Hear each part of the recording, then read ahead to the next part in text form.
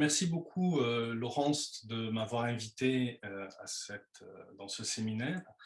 Et merci évidemment aussi à Anaïs Tillier d'avoir accepté que je participe à ce séminaire de Lit et Art. Donc aujourd'hui, je vais vous parler de l'iconographie, une iconographie un peu particulière qui est présente sur la cheminée du châtel de Thèse. C'est ce que vous voyez sur l'écran ici, sur le linteau de la cheminée. Mais auparavant, je vais remettre en situation le châtel et cette partie du décor peint. Alors tout d'abord, la situation géographique. Vous voyez sur cette carte de France où se trouve Thèse, et plus précisément, sur la photo de droite, vous voyez que Thèse se trouve au-dessus de la vallée du Grésivaudan, entre Grenoble et Chambéry. Et donc cette vallée était une vallée stratégique au Moyen-Âge, puisqu'au nord, la région de Chambéry appartenait au comte de Savoie, et au sud, la région de Grenoble appartenait au comte de Viennois. Et Thèse, vous le voyez, se trouve un peu ne se trouve pas au fond de la vallée, mais se trouve sur un balcon, donc sur le balcon de Beldonne. C'est la photo que vous voyez ici en haut, vous voyez où se trouve Thèse, donc un peu en altitude, en retrait, entre le col du Barrios et le col des Ailles. Et puis, si l'on regarde dans l'autre sens, depuis les montagnes qui se trouvent derrière Thèse, on s'aperçoit que Thèse donc, domine cette vallée où coule l'Isère, donc vallée de l'Isère. Cependant, évidemment, si l'emplacement de Thèse est stratégique par rapport à la circulation qui pouvait se faire dans la vallée du Grésivaudan, elle est aussi stratégique sur un autre axe de communication, qui est l'axe qui relie justement le col du Barrios au col des Ailles.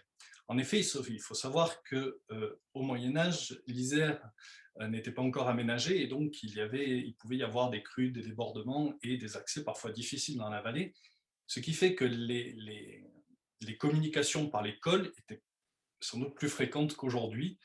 Et Thèse se trouvait donc dans un point stratégique sur la route qui reliait donc, ces deux cols.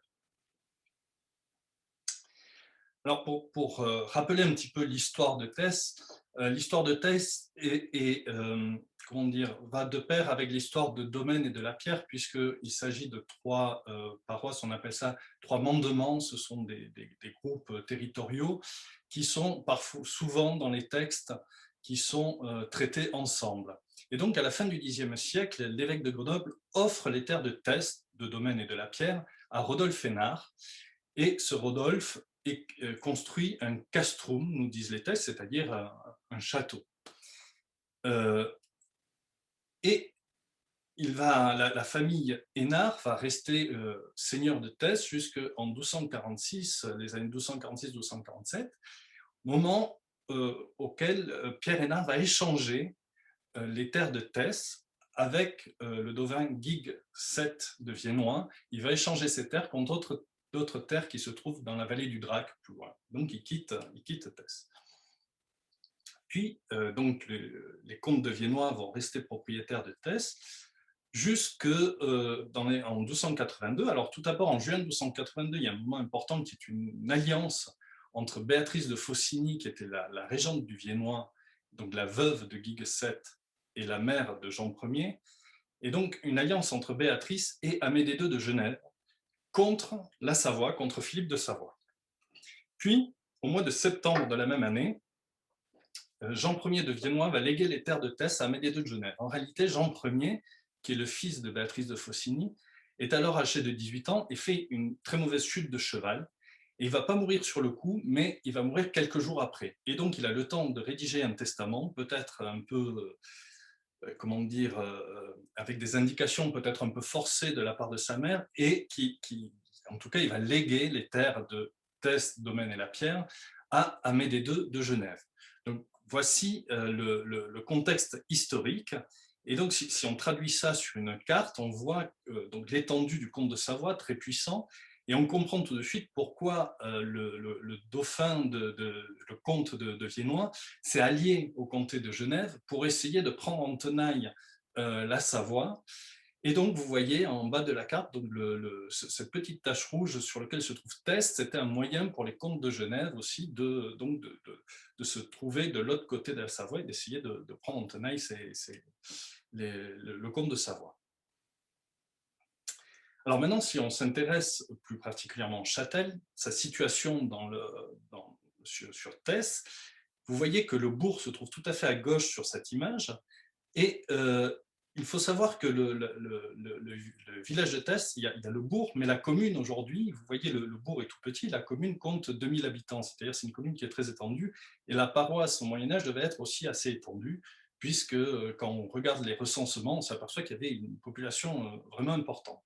Et donc, si on regarde ce village, on voit que le bourg se trouve sur la gauche. Ensuite, il y a un quartier qui est séparé par une rivière du bourg qui s'appelle le Luçon, où il y a toujours d'ailleurs une tour médiévale où se trouvaient les seigneurs de Leçon, et donc qui devaient comment dire, avoir le pouvoir sur cette partie du village. Et puis ensuite, il y a un autre quartier qui s'appelle Herculée, sur lequel se dressait également un château dans ce quartier. Et ce château, en tout cas la version moderne du château a été détruite à la Révolution, entièrement détruite à la Révolution, mais il devait y avoir également une construction à l'époque médiévale dans cette partie-là. Et enfin, encore plus à droite, se trouve le châtel, donc sur un éperon qui est défini par deux rivières de chaque côté. Alors pourquoi je vous montre ça? Parce que quand on a le document du Xe siècle qui nous dit que Rodolphe Hénard construit un castrum à Tess, on ne sait pas exactement où il se trouve, et c'est un peu compliqué de le savoir parce que généralement, ce qui se passe, c'est que quand on construit un castrum, le bourg se développe autour du castrum. Donc on aurait tendance à penser que le castrum se trouve plutôt vers le bourg.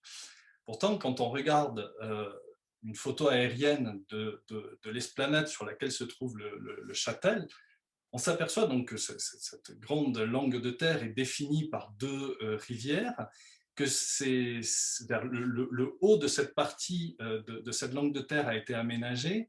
Elle a été aménagée par avec deux éléments importants qui sont tout d'abord en amont une motte, donc une levée de terre qui sert à bloquer le passage entre les deux rivières. Et vous voyez au-dessous, en aval, vous avez un fossé sec, donc un fossé qui permettait aussi de défendre l'accès par le bas.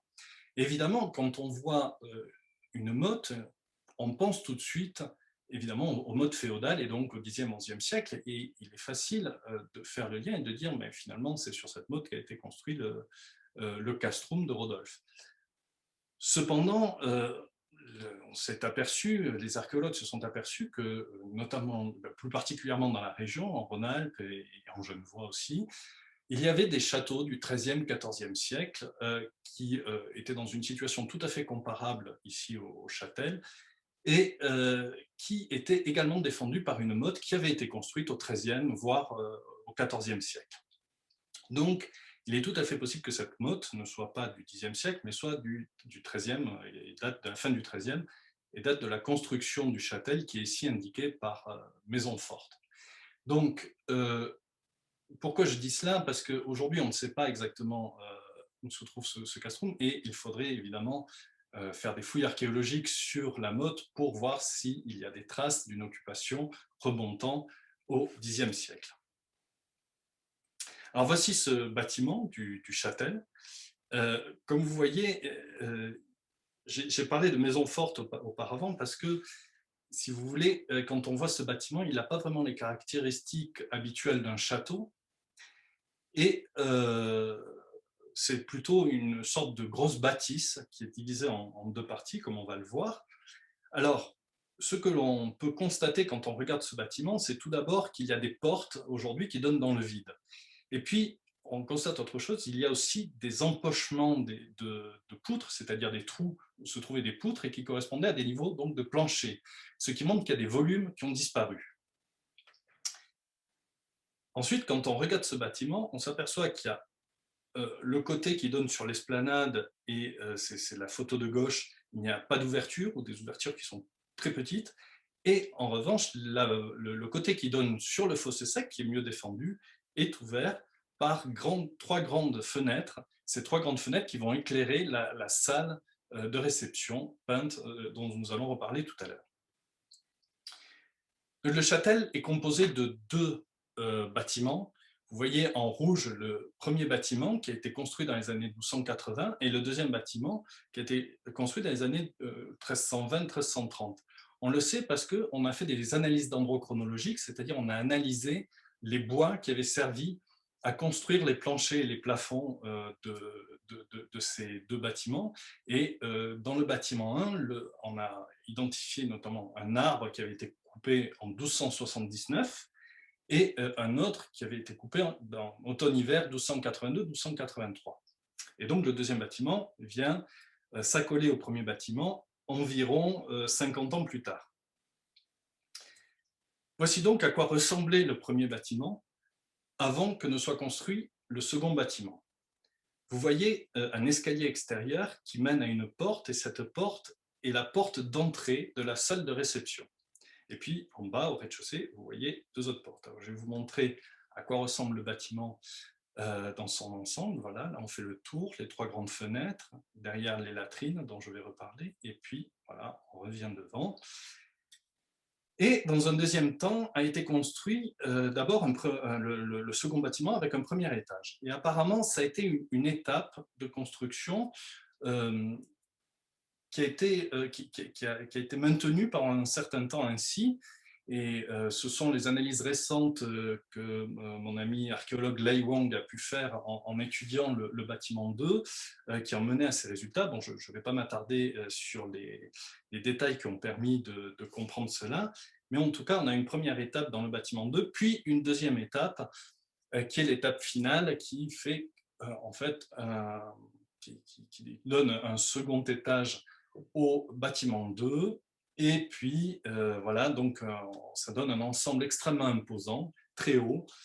Et voilà, donc ces volumes reconstitués, et à quoi pouvait ressembler le châtel, ils ont vers 1350. Alors maintenant, nous allons nous intéresser au bâtiment 1. Dans le bâtiment 1, si on regarde le rez-de-chaussée, si on fait tomber le mur nord du rez-de-chaussée et qu'on regarde à l'intérieur, on s'aperçoit qu'il y a deux espaces.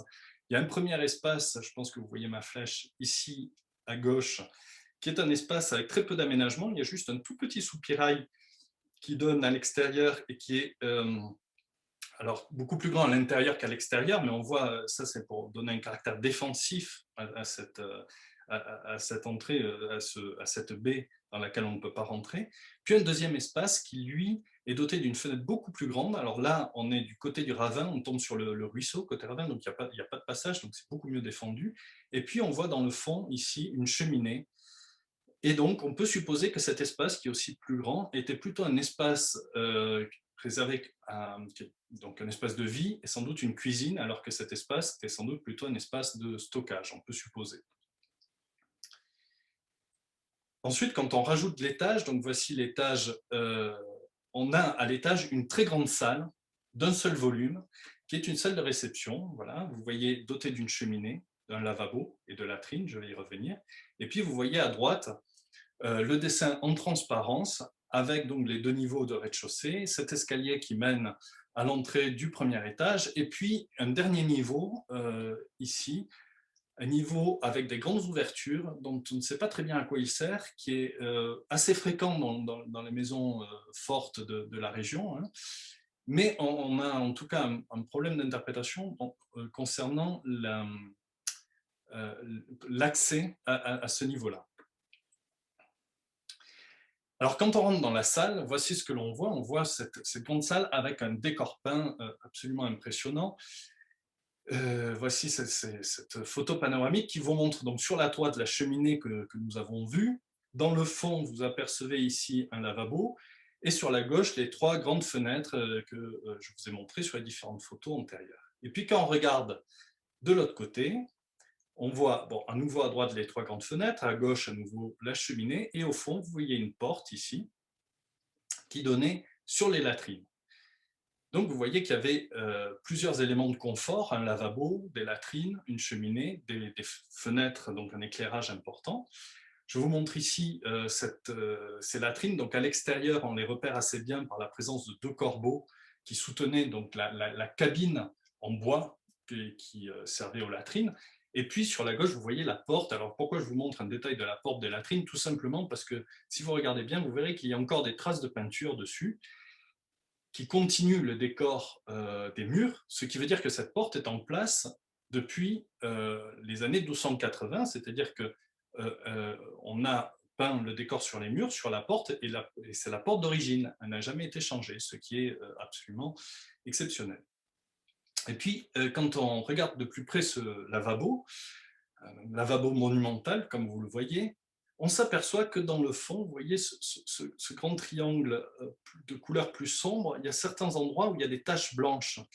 Et ça témoigne d'un changement dans les pigments qui se sont oxydés. Et il y a une étude qui a été faite en 2017 par une restauratrice de peinture murale qui s'appelle Séverina Berrer, et qui a étudié les pigments qui avaient été utilisés et les différentes oxydations qu'ils avaient pu subir. Et à partir de cette étude, et en collaboration avec elle, nous avons pu reconstituer à quoi pouvaient ressembler les couleurs de la salle avant l'oxydation des pigments. Ce décor est composé de 3 grands registres, ce qui est assez habituel dans les maisons médiévales. Vous avez un premier registre en bas qui est un registre de fausse draperie qui monte à peu près jusqu'à 1,20 m. En réalité, ici, vous voyez que ce registre a été calé par le peintre sur les rebords du lavabo. Il a calé ici son niveau de fausse draperie. Puis, vous avez un deuxième registre qui est un registre géométrique dans lequel se trouvent des quadrilobes, c'est-à-dire des médaillons à 4 lobes dans lesquels se trouvent des scènes, les fameuses scènes de Perceval sur lesquelles je vais revenir. Et puis en haut, le dernier registre de blasons. Alors là, on a répété les mêmes blasons, en réalité ils sont différents, je vous montrerai ça plus tard. Mais donc, toute une frise de blasons en haut, et là aussi, l'héraldique est un élément très important dans le décor des maisons médiévales. Alors ces médaillons, effectivement, dans ces médaillons se trouve l'histoire, comme vous l'a dit Laurence Doucet, le début du roman de Perceval de Chrétien de Troyes.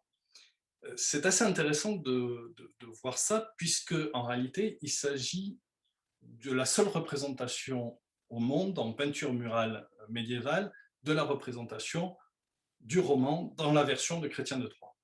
Il faut savoir que ce roman a été composé dans les années 1180 environ par cet auteur champenois, et qu'apparemment il n'a pas terminé son texte. Et donc il y a eu d'autres auteurs au XIIIe siècle qui ont continué le texte, et notamment en Allemagne un auteur qui s'appelle Wolfram von Eschenbach, et il existe en Allemagne d'autres décors, environ 2-3 décors peints qui reprennent le roman de Perceval, mais dans la version de Wolfram von Eschenbach. Par contre, on ne connaît pas d'autres peintures murales qui reprennent, en tout cas identifiées, qui reprennent la version de Chrétien de Troyes. Alors, je vais reprendre un petit peu l'histoire du Perceval, parce que ça vous donnera l'occasion, pour ceux qui ne connaissent pas le Châtel, de voir ces peintures et de pouvoir les admirer. Je sais que certains d'entre vous ont assisté déjà à des conférences que j'ai pu donner à l'Université de Grenoble, où j'avais déjà présenté l'histoire de Perceval. Donc je ne m'attarderai pas trop sur l'interprétation de ces peintures, mais simplement je vais vous montrer un petit peu, vous raconter l'histoire le plus rapidement possible, de manière à remettre en contexte la cheminée sur laquelle je reviendrai ensuite. La première scène du roman se trouve à gauche de la cheminée, et c'est pas très étonnant en fait que le roman commence sur la cheminée, puisque la cheminée est un point très important dans une salle de réception, puisque c'est un aménagement en relief qui attire le regard, devant lequel on vient se chauffer, donc c'est vraiment un peu le point focal de la pièce. Et donc ici, vous voyez la porte d'entrée de l'aula se trouve en bas à gauche, ici, sur cette image. Et donc, quand on rentrait, on pouvait voir la première scène du roman. Alors, cette première scène, la voici. Alors, pour faciliter la lecture, là, je vous montre la photo de la scène telle qu'elle est conservée aujourd'hui, mais par la suite, je vais vous montrer à chaque fois les médaillons, avec superposé sur ces médaillons le relevé au trait que j'ai fait. Voilà, de manière à faciliter la lecture, parce que certains médaillons sont plus abîmés que d'autres et ne sont pas toujours faciles à lire. Voilà, donc tout ce qui est très noir ici, vous voyez, ce sont les traits que moi j'ai redessinés à partir de ceux qui se voyaient de la peinture. Donc ici, on voit le jeune Perceval qui sort de la maison du château de sa mère, Et sa mère, c'est la veuve de la Gaste Forêt. Et donc, vous voyez ici un bâtiment qui symbolise le château, puis Perceval qui sort de ce bâtiment avec 3 javelots dans ses mains, on dirait des flèches, mais le texte nous dit bien que ce sont des javelots, et la forêt profonde est symbolisée par 2 arbres que vous voyez de part et d'autre. Donc quelque chose de très efficace, d'assez schématique, et vous voyez que Perceval sort vers la droite euh, et va donner donc le sens de lecture des scènes. Il faut savoir que, comme dans à peu près tous les romans de chevalerie, le roman débute au printemps, il fait beau, les oiseaux chantent, et le héros part à l'aventure, et il sort. Alors je vous dis ça parce que ça aura une importance par la suite. Et donc Perceval sort de chez lui, et il faut savoir donc qu'il habite dans un château, dans le château de sa mère. Et pourquoi sa mère a un château au fond d'une grande forêt? Parce que sa mère, comme je vous l'ai dit, est veuve, elle est veuve d'un chevalier, et ce chevalier est mort au combat. Et il faut savoir aussi que les frères de Perceval sont aussi morts au combat. Et donc, la mère de Perceval veut protéger son fils, ne veut pas qu'il meure lui aussi comme chevalier, et elle le protège, et donc elle lui a jamais parlé de la chevalerie. Il ignore absolument tout de ce qu'est un chevalier, et c'est pour ça qu'elle s'est retirée au fond d'une forêt profonde pour que Perceval ne rencontre jamais de chevalier et n'ait jamais envie de devenir chevalier. Le deuxième médaillon de cet ensemble se trouve sur la hotte de la cheminée, et on pourrait penser, étant donné que ce médaillon se trouve là en plein milieu de la cheminée, que c'est un médaillon particulièrement important. Euh, Or, si on regarde de plus près, il s'agit du cheval de Perceval qui est en train de brouter. En effet, dans le texte de Chrétien de Troyes, Chrétien nous dit que Perceval, une fois arrivé dans la forêt, descend de son cheval, lui retire le mors, le harnais, et le laisse paître dans la forêt. Alors évidemment, c'est assez étonnant de voir ça au milieu de la cheminée, et j'y reviendrai là aussi dans l'interprétation, ça va avoir son importance pour l'interprétation des scènes de la cheminée. La troisième scène, qui se trouve à droite de la cheminée, représente Perceval dans la forêt en train de chasser. Donc vous voyez, c'est javelot à la main, il est entre 2 arbres stylisés, et donc il est parti chasser. Puis, malheureusement, vous voyez que le mur de fond de la salle a été entièrement lavé par la pluie avant que le toit ne soit refait, et donc toutes les peintures ont disparu de cette partie-là, de ce mur-là. Mais heureusement, grâce au récit de Chrétien de Troyes, nous savons ce qui se passe, et vous vous en doutez bien évidemment, que va-t-il se passer? Perceval va rencontrer des chevaliers. Alors il entend un bruit extraordinaire, il est dans la forêt en train de chanter, il entend un bruit énorme, et puis il se dit, ça va être les démons dont m'a parlé ma mère. Et puis il voit arriver les chevaliers avec leurs armures brillant au soleil. Il se dit non, non, c'est pas possible, ils sont trop beaux, ça doit être les chevaliers dont m'a parlé ma mère. Ne pas les chevaliers, pardon, les anges dont m'a parlé ma mère. Et, euh, et évidemment, donc, ce sont des chevaliers qui font du bruit avec leur armure. Et heureusement, on a conservé quand même une partie de cette rencontre qui se trouve ici, donc sur le mur nord. Et vous voyez Perceval devant le premier des chevaliers. En réalité, ce sont 5 chevaliers qui sont là, qui sont à la poursuite de 5 autres chevaliers. Et quand ils voient Perceval, qui, vous l'avez compris, est un peu, en tout cas est très ignorant, il est un peu niais, il se pose des questions étranges sur les chevaliers, donc il y a un ressort comique dans le texte de Chrétien de Troyes. Et donc, le groupe de chevaliers arrive, vous voyez, ces 3 médaillons fonctionnent ensemble, c'est tout le groupe des chevaliers, ils arrivent, et le chef des chevaliers va demander à Perceval s'il a vu passer les autres chevaliers à la poursuite de qui ils sont. Et Perceval, au lieu de répondre à cette question, va lui-même commencer à poser des questions sur tout le harnachement des chevaliers qui l'intrigue beaucoup. Et vous voyez là sur le médaillon de gauche, Perceval a saisi de sa main la lance du chevalier et lui demande effectivement qu'est-ce que c'est que ça. Et donc, Chrétien de Troyes décrit très bien tout ça. Il dit que Perceval demande ce qu'est une lance, et donc le chevalier lui répond que c'est une lance, évidemment. Et Perceval lui dit, mais pourquoi ça s'appelle une lance? Est-ce que c'est parce qu'on le lance? Alors il dit non, et voilà, il explique. Et pendant ce temps, les autres chevaliers s'impatientent et lui disent, il faudrait peut-être que tu accélères le mouvement, parce que Tu vois bien que ce jeune homme est totalement idiot, il va nous donner aucun renseignement.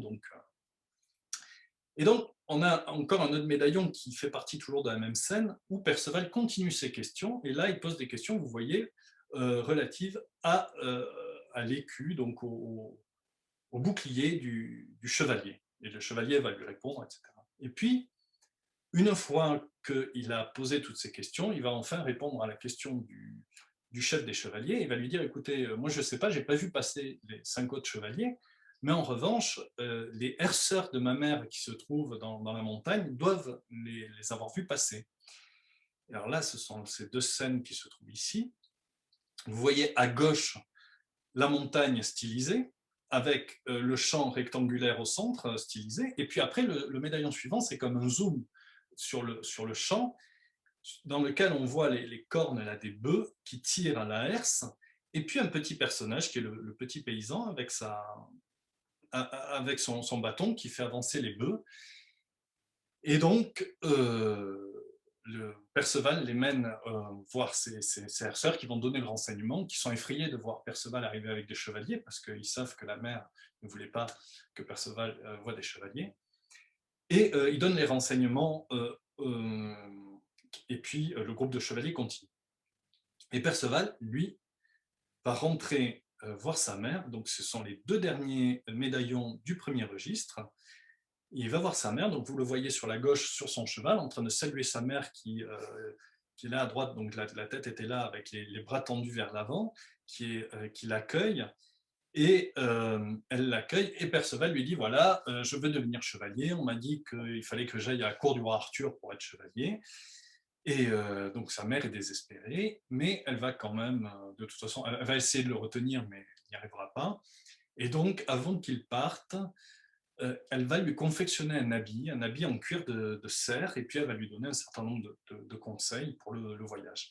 Et donc, au registre suivant, on continue la lecture, on descend au second registre intermédiaire, et là, au lieu de continuer la lecture de gauche à droite, on repart de droite à gauche, on repart dans l'autre sens, puisque vous voyez de toute façon la cheminée qui est au centre, sur la cheminée qui est au centre, il n'y a pas de médaillon, donc arrivé ici, il fallait redescendre et repartir de l'autre côté. Donc on repart dans l'autre sens, et dans l'autre sens, qu'est-ce qu'on voit? On voit la mère de Perceval qui est debout sur le pont-levis de son château, donc vous voyez la quille qui tient le pont-levis, le château derrière, et la mère qui fait ce signe qui est un signe de bénédiction, donc elle bénit son fils, qui lui fait un signe de la main, qui s'en va, toujours avec ses javelots dans la main, et puis vous voyez, il a changé d'habit.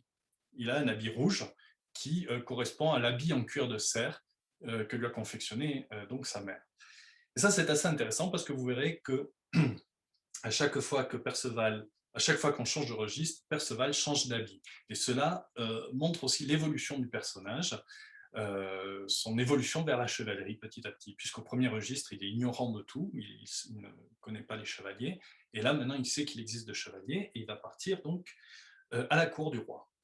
On continue l'histoire, et Perceval arrive devant une tente, et vous voyez que cette tente est surmontée d'un oiseau, et effectivement, Chrétien de Troyes nous dit qu'il voit une tente surmontée d'un aigle d'or.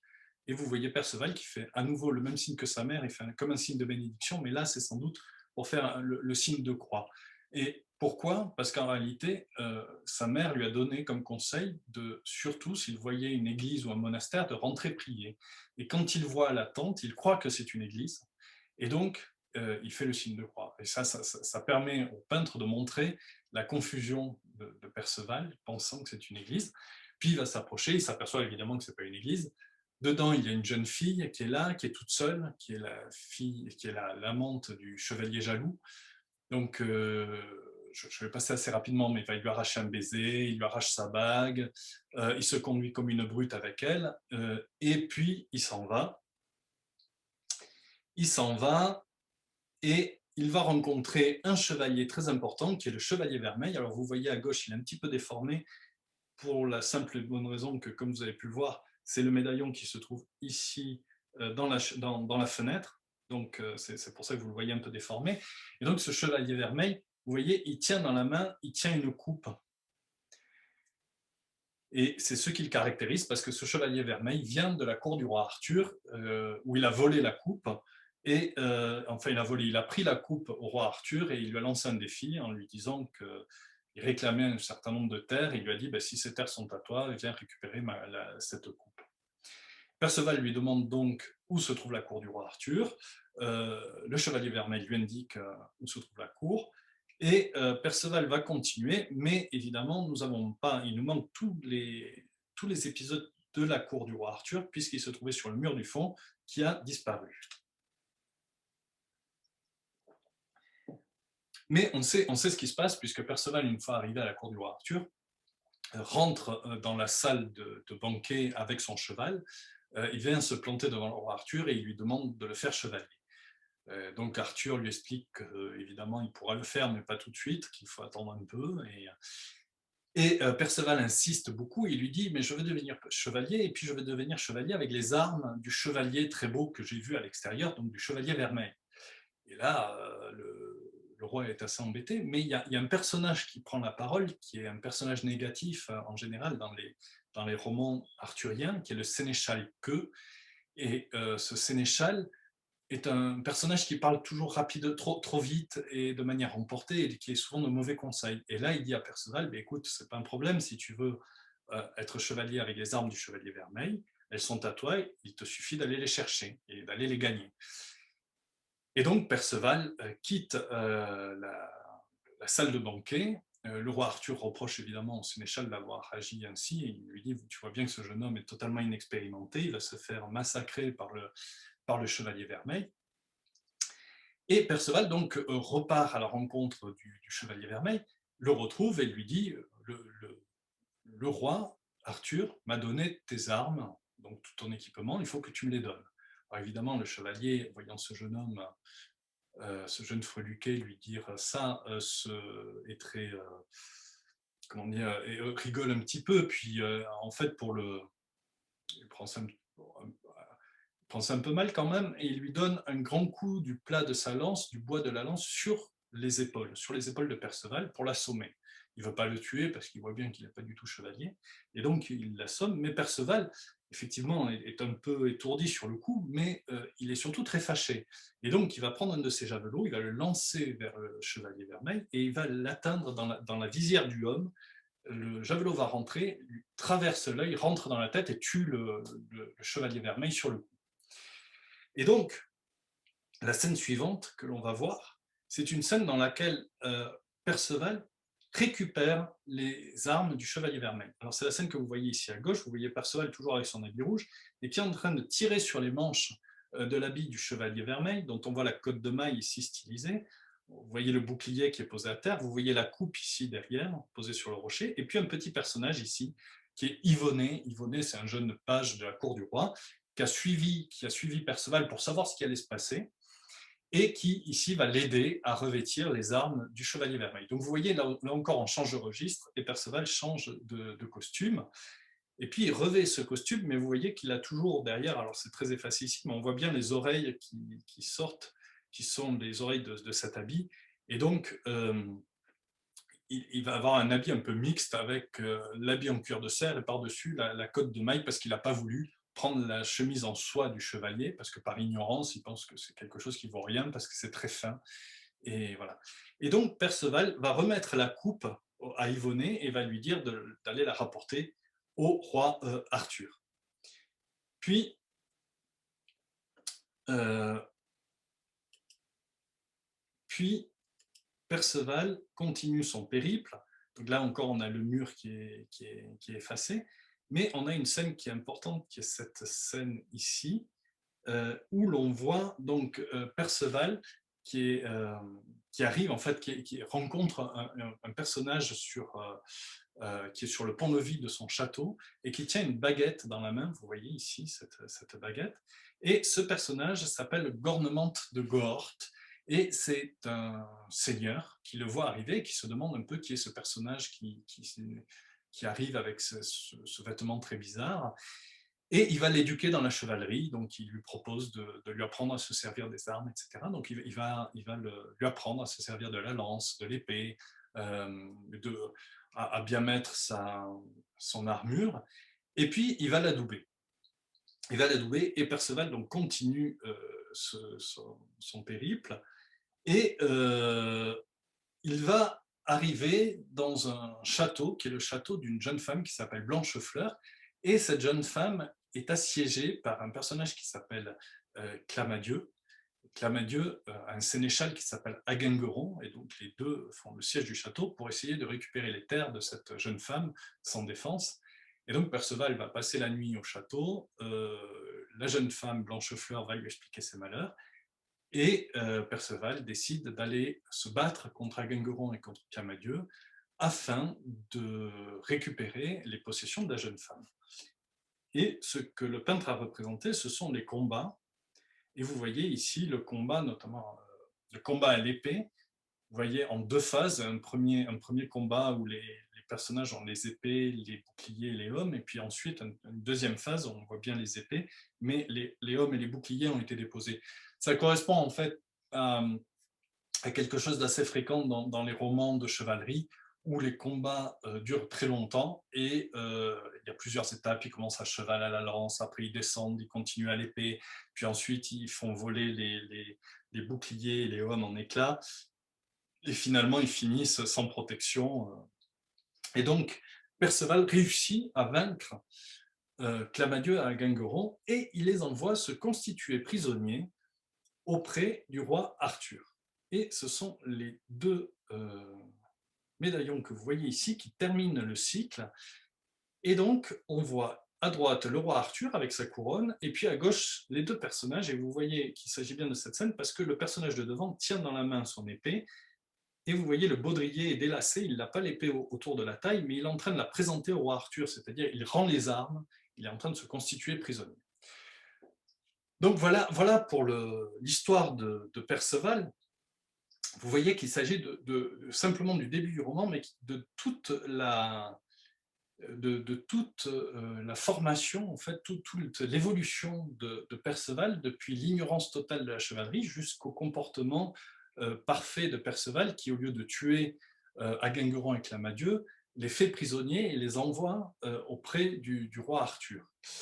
Donc, il s'agit là d'un comportement parfaitement chevaleresque, et vous voyez tout le chemin que Perceval a fait, ce chemin qui est symbolisé par ces changements d'habits successifs. Et donc, voilà ce qui est représenté sur les murs. Mais aujourd'hui, et j'en viens enfin à la cheminée, je voulais vous parler de la cheminée, parce que sur cette cheminée, vous voyez sur ce linteau de la cheminée, se trouve une scène qui apparemment n'a absolument rien à voir avec l'histoire de Perceval. Il s'agit d'un affrontement entre deux chevaliers, vous voyez, qui sont séparés par une dame. Alors, pourquoi j'ai noté dans le titre de ma conférence qu'il s'agissait d'une iconographie peu habituelle? Parce qu'en réalité, autant les chevaliers affrontés sont quelque chose que l'on trouve assez souvent, et vous voyez, je vous montre ici deux exemples, ici dans le Puy de Dôme en haut et puis en bas au château de Valère à Sion, autant c'est beaucoup plus rare qu'ils soient séparés par une femme. Alors quand il s'agit de deux cavaliers affrontés, vous voyez, ils sont affrontés à la lance, et généralement, les personnages qui sont représentés, ce sont les grands seigneurs de la région où se trouve la maison, où se trouvent les peintures. Donc par exemple, en haut, vous avez le Puy de Dôme, vous avez Wenzel, et vous avez représenté à droite le comte de Savoie, et à gauche le dauphin d'Auvergne. Et ces deux personnages, en fait, cet affrontement dans lequel aucun des deux ne gagne, c'est une représentation très symétrique. Ces deux chevaliers sont accompagnés souvent d'une frise de blason qui représente les alliances de chacun d'eux. Voilà. Et si vous regardez en bas, je vous ai mis la photo du bas parce qu'on a la même chose donc sur une cheminée, ce qui veut dire que ces chevaliers affrontés peuvent être soit sur un mur pignon, comme c'est le cas à Wenzel, soit éventuellement sur une cheminée, comme c'est le cas à Valère. Et à Valère, on retrouve donc le comte de Savoie, à droite, ici, avec ses armoiries, et à gauche se trouvait le comte de Viennois, ou le dauphin, puisqu'on a ici un dauphin en dessus, Et vous voyez au niveau des alliances, ici, l'écu des Genèves, et je vous ai dit que les Genèves avaient signé un accord, un traité avec le Viennois contre la Savoie. Donc ces représentations de chevaliers affrontés sont généralement des représentations d'affrontements politiques, qui sont des affrontements qui ont lieu au moment de la réalisation des peintures dans les régions proches de l'endroit où a été réalisée les peintures. Mais ici, donc, ces chevaliers, apparemment d'abord, ils ne portent pas de lance, autant qu'on puisse le lire, et puis ils sont séparés par une dame qui tient les bannières aux armoiries des deux chevaliers. C'est une iconographie qui existe ailleurs, je vous montrerai des exemples dans une seconde. Ce qui se passe, c'est qu'on s'attendrait donc, par rapport à ce que je vous ai montré avant, on s'attendrait à voir ici les deux grands seigneurs de la région, c'est-à-dire d'un côté le comte de Savoie et de l'autre ou le comte de Viennois ou le comte de Genève. Mais les armoiries qui sont représentées ici ne sont ni celles de la Savoie, ni celles du Viennois, ni celles de Genève. Sur le chevalier de gauche, nous allons commencer par les armoiries du chevalier de gauche, il porte un lion avec une bande, c'est donc cette barre rouge qui est au-dessus. Le lion est un animal héraldique extrêmement fréquent, et là je vous montre deux exemples, c'est la famille de Franchelin, la famille de Morbel, c'est un exemple, c'est une... Voilà, ce sont des armoiries qui sont parfois difficiles à identifier ou à mettre en relation avec une personne précise parce qu'elles sont très fréquentes. En revanche, curieusement, on ne trouve pas de seigneur autour de Thèse qui porte ces armoiries. Et puis le cavalier de droite, lui, a des armoiries en revanche très particulières, beaucoup plus difficiles à identifier. Voilà un détail de son écu. Ça ressemble à un créquier. Un créquier, c'est un végétal stylisé, dont le nom héraldique est le créquier, mais le créquier, vous voyez, il a des feuilles lancéolées, et ce n'est pas le cas sur le cavalier de Thèse. Or, le peintre de Thèse sait très bien représenter les feuilles lancéolées. Hein. Vous voyez ici, il aurait très bien pu représenter un créquier normal, et ce n'est pas ce qu'il a fait. Et donc, en cherchant dans des armoriaux, j'ai trouvé deux occurrences. Alors d'abord, cette occurrence dans l'armorial Le Breton, qui est un armorial du XIVe siècle, on trouve quelque chose de très très proche, et vous voyez que la personne, son nom est indiqué au-dessus, la personne qui porte ces armoiries s'appelle Jean Dubois. Et alors là, on s'aperçoit qu'en réalité, il s'agit d'armoiries, ce qu'on appelle des armoiries parlantes. C'est-à-dire que cette personne s'appelle Dubois, et on représente un arbre, il a pris pour écu un arbre, voilà, qui est, donc est une référence à son nom, Dubois. Et puis, il y a une autre occurrence, dans un autre armorial, qui est l'armorial de Bellenville. Cet armorial qui se trouve à Paris est un recueil de blasons de familles nobles de la France, de l'Europe entière.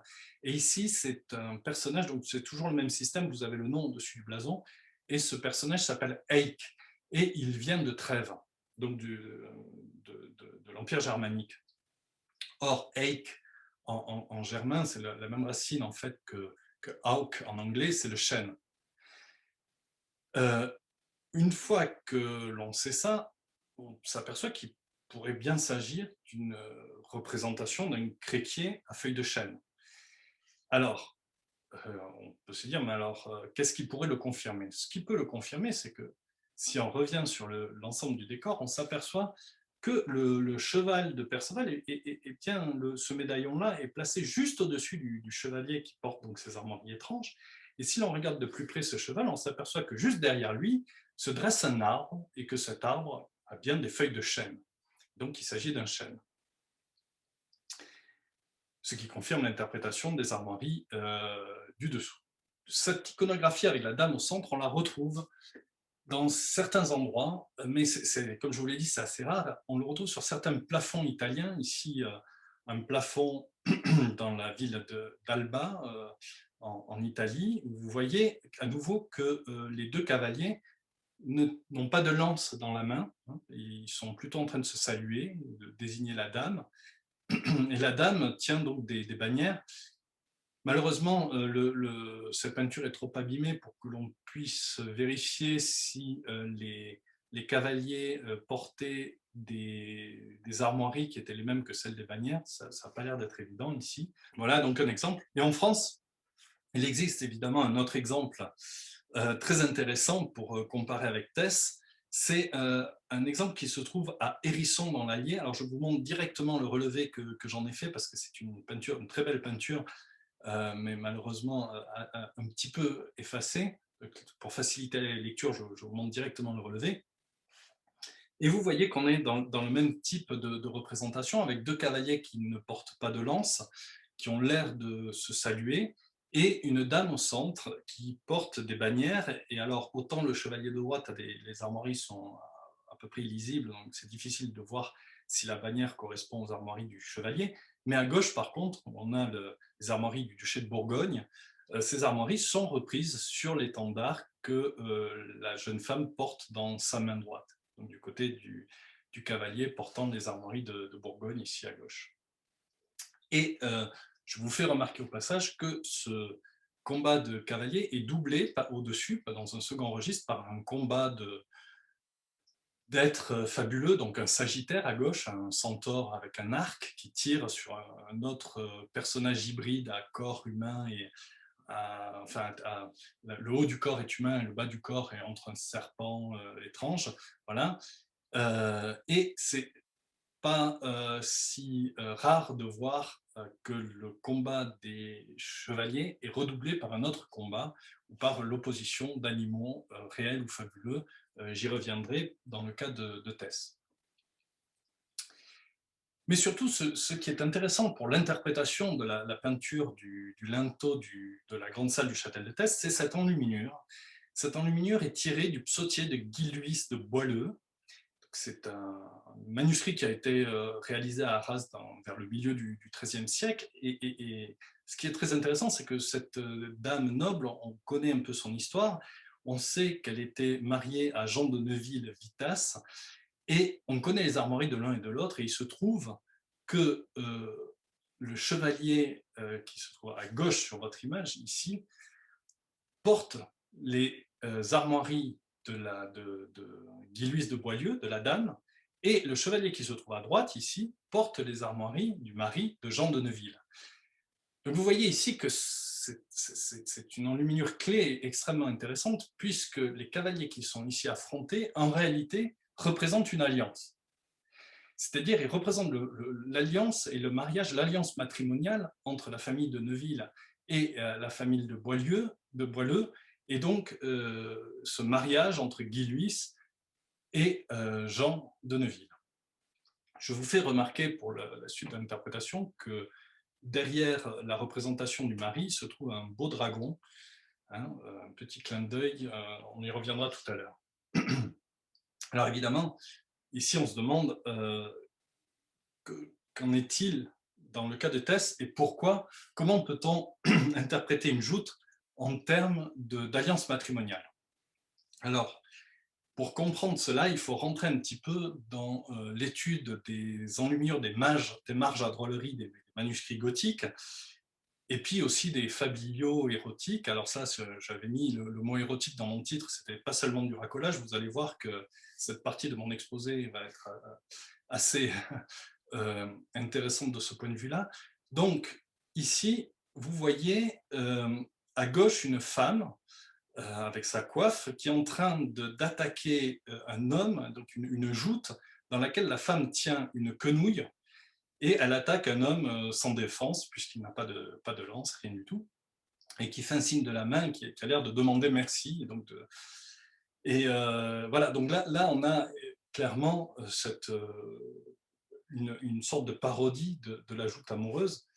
Et cette joute, on peut mieux la comprendre également. Vous voyez aussi, un petit détail intéressant pour la suite, entre les deux cavaliers au bas, vous avez une tête de lion ici, qui sépare ces deux personnages. Voilà une autre image du même manuscrit, une image très intéressante parce que vous avez à droite un moine, apparemment un dominicain, en noir et blanc, qui vient de briser sa lance sur l'écu d'une femme, apparemment d'une femme mariée, puisqu'elle a un voile sur la tête, donc ça indique que c'est une femme mariée. Alors, il faut savoir que dans les fabliaux médiévaux, très souvent, les clercs cherchent à avoir des relations sexuelles avec des femmes mariées. C'est un des ressorts humoristiques de pas mal de contes et de fables médiévales. Et donc ici, ce moine vient de briser sa lance sur l'écu de la dame. C'est littéralement ainsi que l'on peut décrire cette image. Or, dans la littérature, on trouve cette expression de briser sa lance et de l'écu, et je vous ai mis ici un extrait d'une nouvelle des 100 nouvelles nouvelles, donc, qui sont une sorte de clin d'œil au Décaméron de Boccace, qui sont déjà 100 nouvelles, et puis il y a les 100 nouvelles nouvelles qui datent du XVe siècle, et là, il s'agit d'une histoire dans laquelle un jeune moine dans une abbaye fait des avances à une moniale. Et cette moniale lui dit qu'elle veut bien accepter ses avances, mais que quand même, elle a un peu des doutes parce qu'il a la réputation d'être, elle dit, assez mal outillé. Et donc, ils arrivent à un accord dans lequel la moniale lui dit, écoute, je veux bien coucher avec toi, mais avant, donc je te donne rendez-vous cette nuit à minuit, mais avant, je veux euh, tâter ton outil pour voir si vraiment tu pourras euh, faire ce qu'il faut avec moi. Et donc ce moine est un peu embêté, et il va voir un autre moine qui lui a la réputation par contre d'être très bien pourvu de ce point de vue-là, et c'est l'extrait que je vous ai mis ici. Donc il lui raconte l'histoire, il lui conta son cas tout du long, comment il a prié une telle, donc la moniale, et la réponse et le refus qu'elle fit, doutant qu'il ne soit bien soulié à son pied. Donc on retrouve cette expression trouver son pied à son pied, avec ici un sens beaucoup plus érotique que ce dont on aurait pu se douter. Et en la parfum, donc, et finalement, comment elle est contente qu'il entre vers elle, donc qu'il aille la voir, mais qu'elle sente et sache premier, donc tout d'abord, de quelle lance il voudra, donc il veut jouter contre son écu. Voilà. Donc là, on a clairement cette expression de la lance pour jouter contre l'écu. Et vous allez me dire, peut-être qu'il s'agit d'un exemple isolé. Donc j'ai pris un autre exemple, en fait deux, à la fois un exemple iconographique et puis on va voir un texte. Donc ici, on a à nouveau une marge de manuscrit.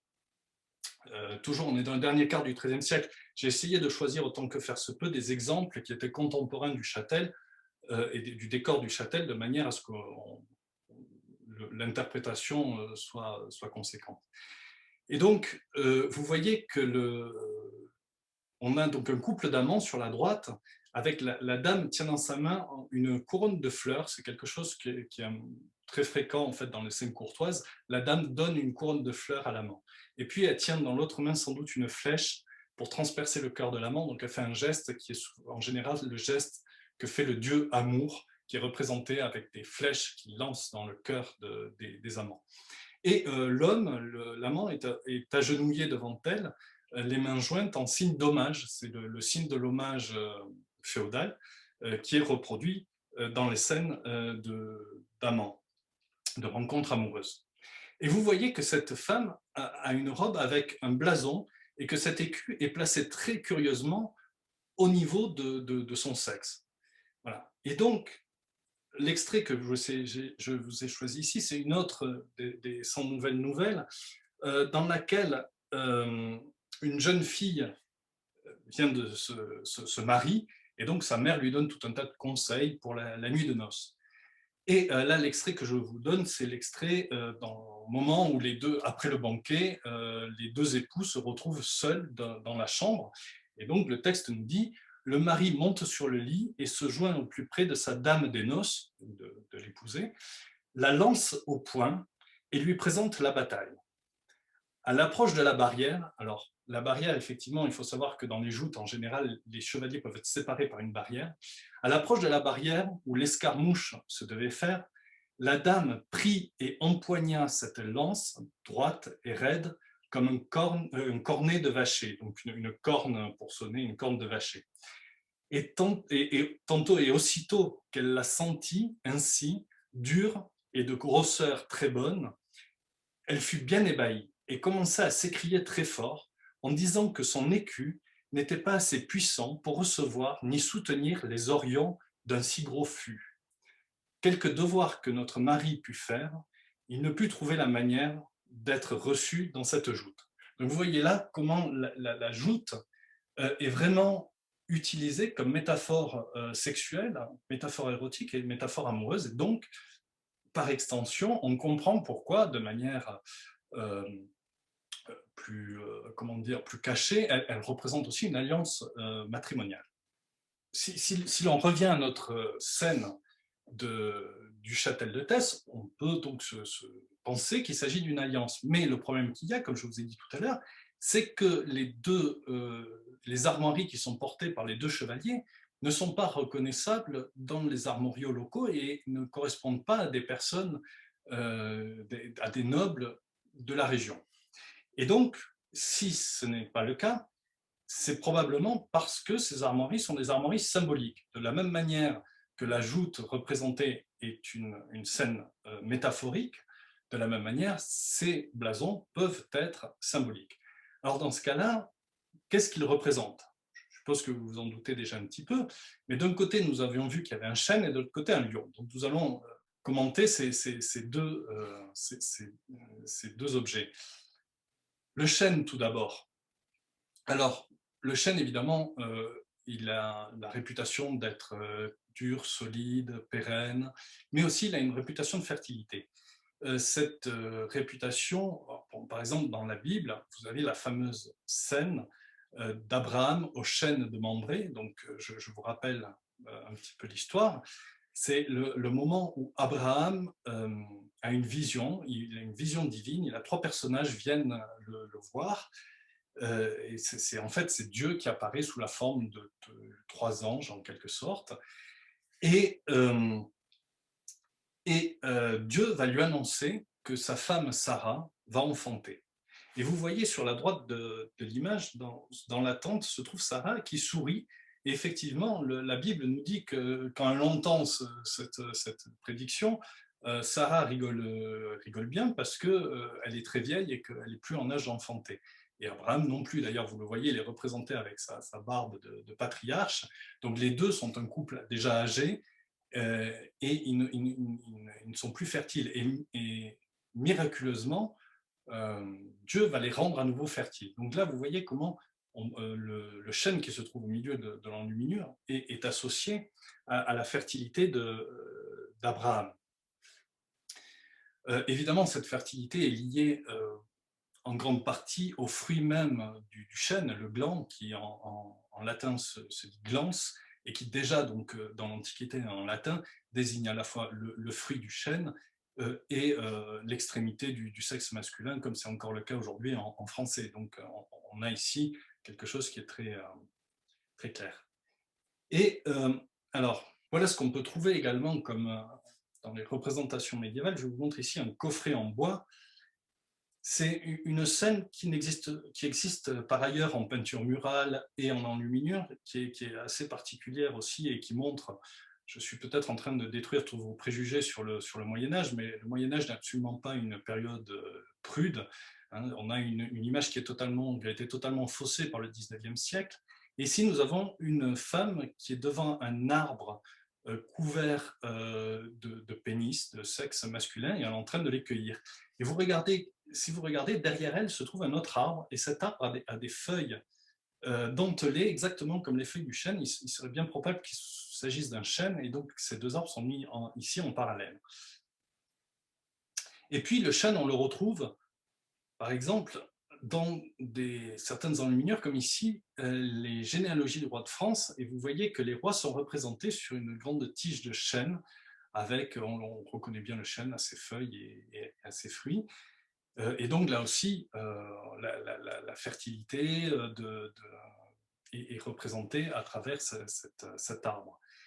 Et puis on le retrouve également, je vous ai mis à droite, une enluminure intéressante dans laquelle on a un blason qui est qui est appendu à une branche de chêne également. Alors pourquoi c'est intéressant? Parce que si vous voulez, ce blason est un blason qu'on appelle écartelé, il y a plusieurs armoiries dedans, et qui représentent sans doute les différentes familles dont est issu le propriétaire du manuscrit, qui est Jacques Thibault. Et donc cet arbre à nouveau représente tous ses ancêtres et donc toute cette lignée qui mène jusqu'à ce personnage. Et puis enfin, je vous montre encore un autre objet très intéressant, ce sont des carreaux de pavement, qui sont des carreaux de pavement qui étaient dans un bâtiment qui appartenait au fameux chancelier Nicolas Rolin. Nicolas Rolin était marié à Guigonne de Salins, et vous voyez sur ces carreaux de pavement un N gothique et un G, donc N pour Nicolas et G pour Guigonne, et ces deux lettres sont entrelacées avec des rameaux de chêne, des branches de chêne, et puis tout autour est écrit une devise, vous voyez, c'est seule étoile. Donc seule étoile, c'est-à-dire que c'est une déclaration d'amour de Nicolas envers Guigonne qui lui dit quelle est sa seule étoile. Et ici, le chêne symbolise sans doute la pérennité de cette alliance et la pérennité de l'amour qui unit Nicolas et Guigonne. Alors, maintenant, on voit bien que le chêne est un symbole de fertilité, de virilité, etc. Qu'en est-il du lion? Alors tout d'abord, je pense qu'il faut passer par le chat pour comprendre le lion. Et vous allez me dire, mais peut-être qu'au Moyen-Âge, finalement, le chat n'est pas... on n'associe pas forcément le chat au lion. Alors j'ai trouvé une citation de Pierre Damien du XIe siècle, qui, quand je sors de son contexte, mais peu importe, cependant le lion est pris par l'homme et il le fait entrer en cage comme un faible chat. Donc là, il y a une comparaison directe entre le lion et le chat. Donc on voit que pour les hommes du Moyen-Âge, un chat, c'est un lion en plus petit, en plus faible, enfin, et en tout cas, ils peuvent le comprendre comme ça. Alors, le chat et la souris, pourquoi? Parce qu'en réalité, le chat n'est pas du tout un animal héraldique. Et il n'aurait pas été représenté sur un blason. Alors que le lion, oui. Et donc le chat, il faut le comprendre en relation, évidemment, avec la souris. Je vais vous montrer plusieurs enluminures qui représentent le caractère métaphorique sexuel de ces deux animaux. Et vous voyez ici d'abord une gravure d'Albrecht Dürer dans laquelle on voit Adam et Ève, et entre les pieds d'Ève se trouve un chat, un gros chat, tandis qu'entre les pieds d'Adam se trouve une petite souris. Et le chat donc attend la souris. De la même manière, sur cette image que vous voyez en bas à droite de l'écran, il s'agit d'une autre gravure d'ailleurs de Dürer, du jeune Dürer, qui illustre un traité de Sebastian Brandt et qui critique un certain nombre de travers humains, et notamment l'adultère. Et dans ce traité, il nous dit que l'homme qui ne veut pas voir, vous voyez l'homme qui a un habit de fou, qui ne veut pas voir sa femme en train de le tromper, joue comme le chat avec la souris. Le chat avec la souris, en haut, je vous ai mis aussi une scène de chasse inversée où la souris est montée sur le chat et elle chasse au vol avec un oiseau. Donc ça, c'est également quelque chose d'assez drôle, puisqu'il y a une inversion du chat et de la souris. Et ce chat et cette souris, on les retrouve dans la parodie d'une scène qui est assez fréquente, qui est la scène de la prise du château d'Amour. Alors la prise du château d'Amour, de quoi s'agit-il? C'est une scène qui est assez couramment représentée, notamment sur des valves de miroirs en ivoire, c'est ce que vous avez ici, et sur ces objets, donc le miroir se trouve au verso de cet objet, on voit un château qui est tenu par des femmes, et des chevaliers essaient de prendre ce château. Et les femmes, vous voyez, elles se défendent en jetant des fleurs sur les chevaliers, et les chevaliers attaquent le château en lançant également des paniers de fleurs, et là il y a une arbalète, et le carreau de l'arbalète est une fleur, et ici une dame qui tape aussi, qui essaie de frapper le chevalier avec un rameau de fleurs. Alors évidemment, cette défense, vous vous en doutez, est totalement inutile, d'autant plus que l'herse du château est grande ouverte, ce qui fait que le chevalier peut entrer sans difficulté dans le château, et au sommet du château se trouve un couple d'amants, un homme et une femme, et l'homme est en train de toucher le menton de la femme, ce qui est un geste très, un geste amoureux très fréquent au Moyen-Âge. Ici, deux autres qui sont en train de s'embrasser. Or, ce qui est intéressant, c'est que cette iconographie de la prise du château d'Amour, on en trouve une parodie euh, qui est la prise du château des chats par les souris. Et donc là, amant et amante sont remplacés par chat et souris. Alors ici, je vous montre une représentation en peinture murale. Et il se trouve, ce qui est très, très intéressant et très émouvant, c'est qu'il se trouve que dans une des nouvelles de Boccace, c'est la 9e nouvelle de la 8e journée, dans le Décameron de Boccace, il s'agit de deux peintres, Bruno et Buffalmacco, qui essaient de se jouer d'un riche médecin. Et ce médecin enrichi donc les invite chez lui, et Bruno lui fait un certain nombre de peintures murales dans sa maison, lui réalise des peintures murales. Et parmi ces peintures, Boccace nous dit qu'il représente une scène du combat des chats contre les souris. Et voilà. Et donc on peut bien imaginer qu'il s'agit d'une scène tout à fait proche, similaire de celle que je vous montre ici.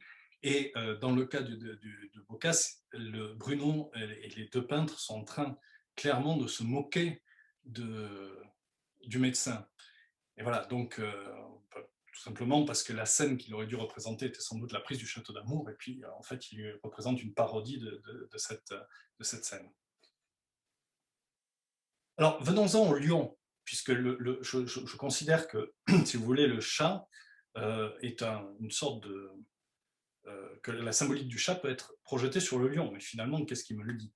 Qu'est-ce qui me le dit? Eh bien, finalement, il faut passer par l'Antiquité pour le comprendre, et notamment par une épigramme de Martial, que je n'ai pas osé traduire en entier parce qu'elle est très crue, mais je vous traduis simplement les deux derniers vers. Il s'agit d'une vieille femme qui joue les coquettes et qui est en train de s'épiler le sexe. Et donc, dans les deux derniers vers, Martial lui dit « Arrête, Ligéia, donc c'est le nom de la jeune femme, si tu as de la pudeur, d'arracher la barbe du lion qui est mort. » Alors, évidemment, la question qu'on peut se poser, la première question, c'est est-ce que cette critique de la vieille femme coquette existe toujours au Moyen-Âge? Alors, la réponse est oui. Vous voyez en bas une enluminure, enfin une petite drôlerie de marge d'un manuscrit du duc de Berry dans lequel on voit une vieille femme en train de se peigner devant son miroir.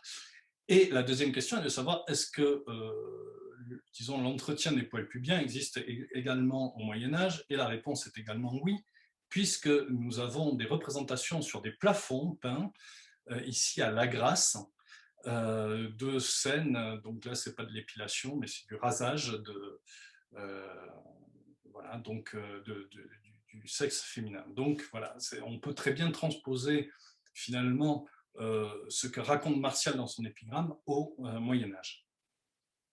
Alors, j'ai trouvé cet épigramme en lisant un article dont je vous mets la référence ici, de Christophe Vendry, L'âne et le lion sur une peinture murale de Pompéi, le triomphe de la virilité asinienne. Donc la peinture, c'est celle que vous avez là à gauche avec sa représentation à droite.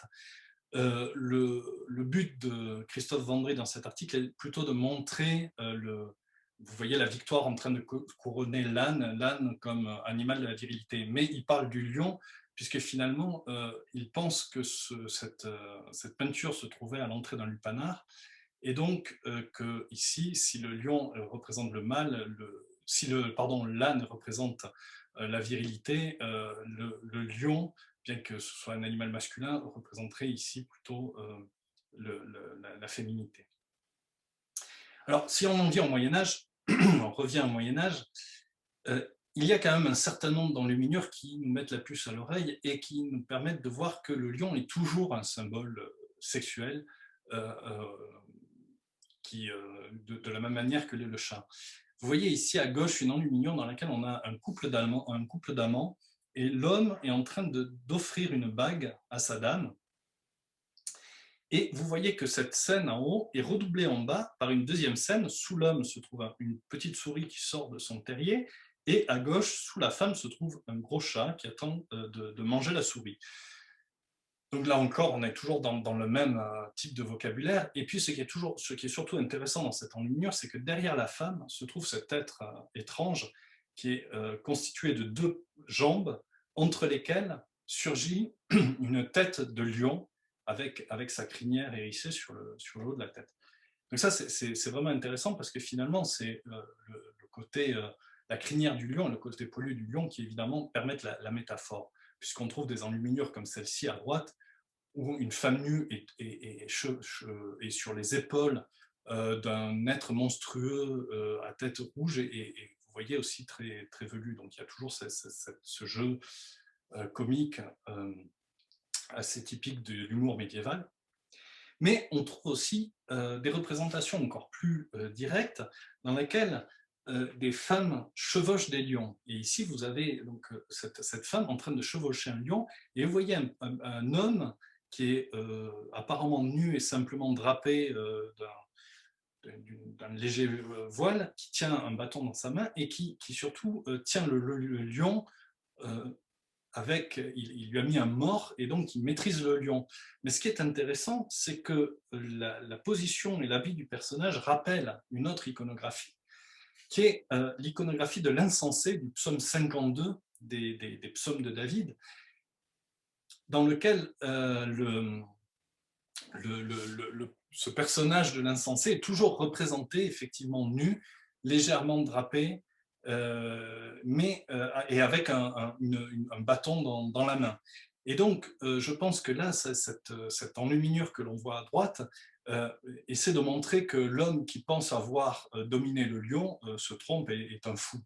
Voilà, c'est un peu, je pense, l'idée qui est donc véhiculée par cette image, et le lion, évidemment, étant ici clairement associé à la femme qui le chevauche. Alors, ce qui est intéressant, c'est que cette enluminure, si on prend la page en entier, elle est associée à une scène de David et Goliath. Donc, on est encore, en fait, dans l'enluminure, c'est la même enluminure, c'est l'enluminure du Beatus Vir du début des psaumes. Et alors, pourquoi je vous montre ça et pourquoi c'est intéressant? Parce que si vous regardez le détail de Goliath, il tient un écu, donc vous vous souvenez de la symbolique de l'écu, avec une grosse tête de lion, avec un œil et il tire la langue, et puis une tête poilue. Et ça, c'est quelque chose qu'on voit assez régulièrement dans les scènes de David et Goliath. Pourquoi? Parce que Goliath, il y a un jeu de mots qui est fait par les enlumineurs entre le mot Goliath et le nom Goliath et le mot Goliath, qui a donné plus tard goliardise. Et Goliath est également un terme qui sert à désigner le sexe féminin. Donc là aussi, on a un écho qui est fait entre la scène de David et Goliath et la scène du personnage en bas qui tient le lion. Et par ailleurs, ce qui est intéressant, c'est de trouver ça associé à David.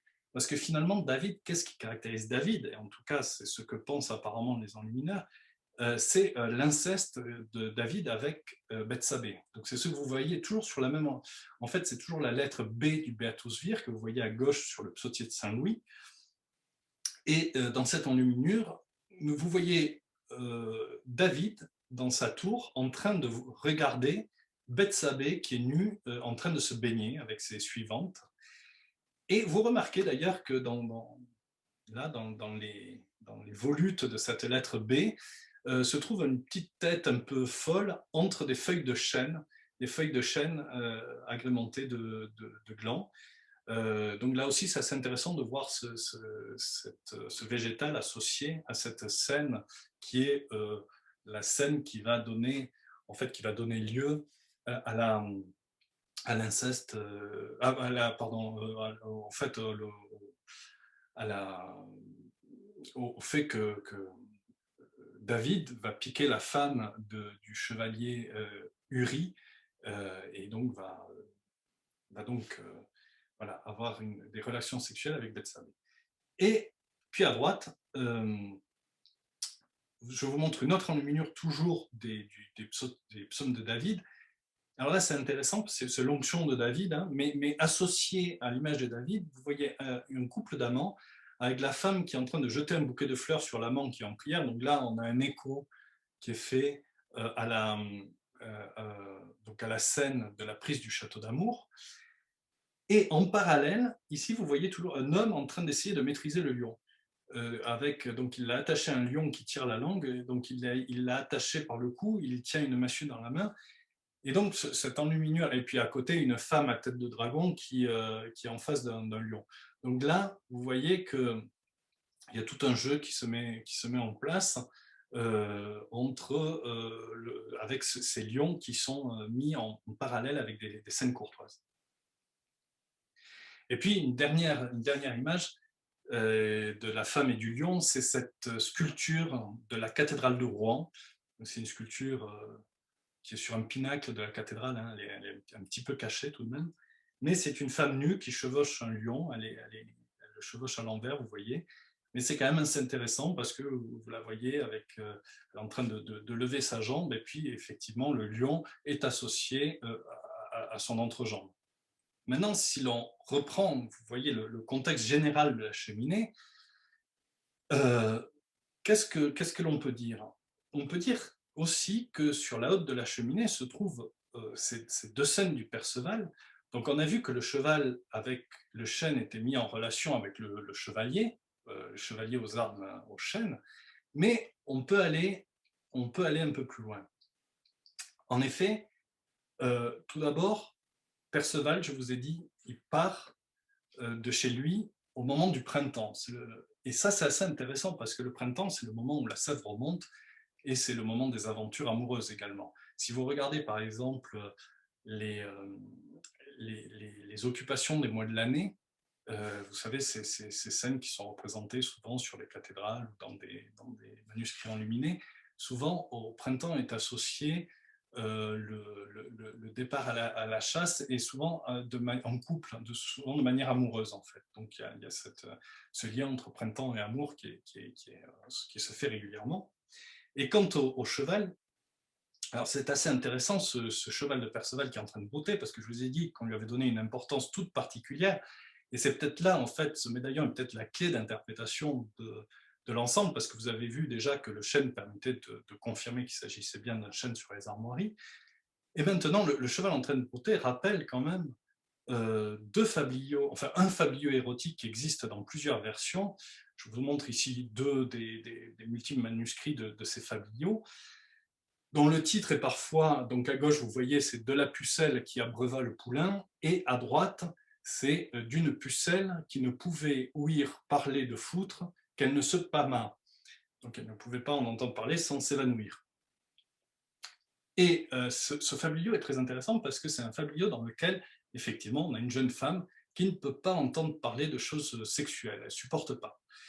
Et donc, il y a un jeune homme qui se pense plus malin que les autres et qui lui dit que lui aussi, il a horreur d'entendre parler de tout ça, qui ne supporte pas. Et donc, évidemment, elle l'apprécie beaucoup, puisqu'il partage cette même horreur. Et ils finissent par coucher dans le même lit, et donc, ils sont nus dans le lit, et l'homme va commencer à toucher avec sa main le corps de la jeune femme et va lui poser des questions. Il lui touche les seins, il lui dit qu'est-ce que c'est, etc. Et elle répond. Et elle va faire de même sur lui. Et donc, quand le jeune homme va toucher le pubis de la jeune femme, il lui demande ce que c'est, et la jeune femme lui dit ben, ça c'est mon petit pré dans lequel coule une fontaine, etc. Et quand la jeune femme va toucher le sexe de l'homme, et qu'elle lui demande ce que c'est, lui va répondre ben ça c'est mon poulain, et mon poulain il a très faim, il a soif. Et donc évidemment vous pouvez supposer ce qui va se passer, c'est l'extrait que je vous mets là, traduit. Donc la jeune femme lui dit au jeune homme qui s'appelle David, David, en parlant du poulain, David, fais-le paître dans mon pré, ton beau poulain, que Dieu te garde. Voilà, donc là on a également une interprétation clairement sexuelle du poulain. Alors bon, évidemment, les talons, le cheval, on sait déjà qu'il avait cette connotation de virile très importante, mais les talons en train de brouter dans le pré, ben voilà, il y a un écho dans la littérature qui permet une interprétation, une fois de plus.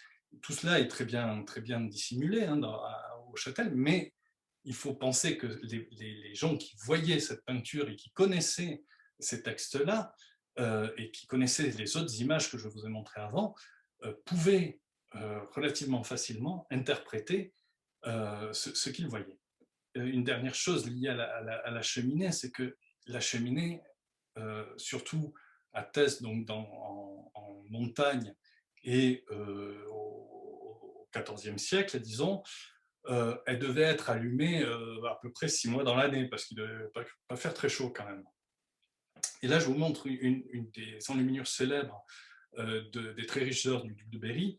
C'est le mois de février, et au mois de février, si on regarde le détail des jeunes personnes en train de se chauffer, vous voyez que les deux personnages de gauche ne portent pas de sous-vêtements, alors que les sous-vêtements existent, du moins pour les hommes, puisque vous voyez sur la même enluminure à gauche, vous voyez un homme ici qui porte un caleçon, hein, donc ils ont très bien pu les représenter. Et alors, c'est assez amusant parce que si on regarde attentivement ce détail de l'enluminure, on voit d'abord au premier plan un chat qui regarde la femme, qui le regarde à nouveau. Le chat, on a l'impression qu'on ne sait pas trop s'il regarde la femme ou s'il regarde sous les jupes de la femme, qui est en train de commencer à remonter ses jupes. Donc en tout cas, il y a un regard, il y a une connivence ou une connexion en tout cas entre le chat et la femme qui est là. Donc ça, c'est un premier point intéressant. On voit ces femmes qui sont en train de réchauffer donc les parties génitales de ce couple, et derrière on voit le lit avec le traversin ici, hein, le lit et les habits qui sont pendus, qui attend finalement que ces deux amants, ou ce couple, ait réchauffé ses ardeurs pour passer à l'acte derrière, puisque le mois de février où il fait très froid n'est pas forcément propice à ce genre de choses. Alors là, c'est aussi assez intéressant parce qu'il faut replacer ça dans le contexte médiéval, notamment de la théorie des humeurs, dans lequel